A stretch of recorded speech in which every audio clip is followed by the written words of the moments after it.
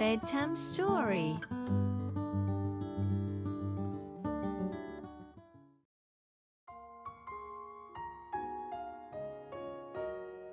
A long, long time ago, there was a big monster called Nian living in a tall, deep mountain.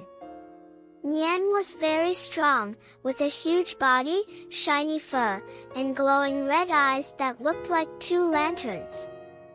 Although Nian seemed scary, it wasn't really bad, it just didn't know how to get along with people.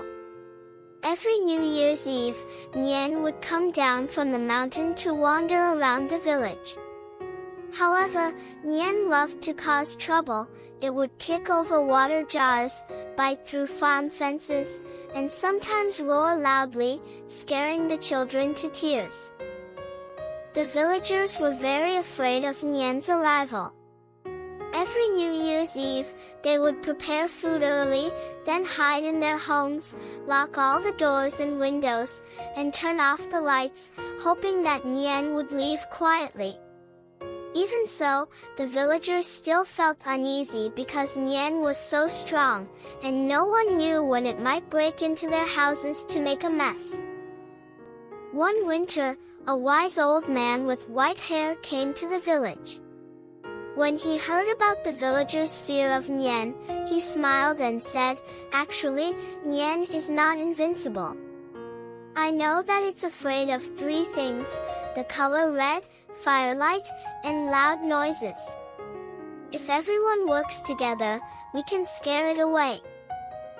The villagers were skeptical, but to protect their village, they decided to follow the old man's advice.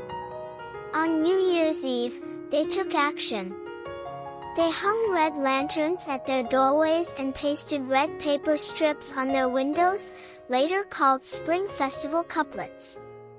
The bravest villagers lit bamboo sticks to create loud crackling sounds, which became what we now call firecrackers.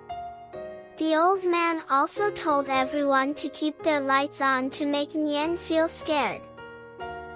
That night, Nian indeed came out of the mountains, roaring as it prepared to cause trouble in the village like every year.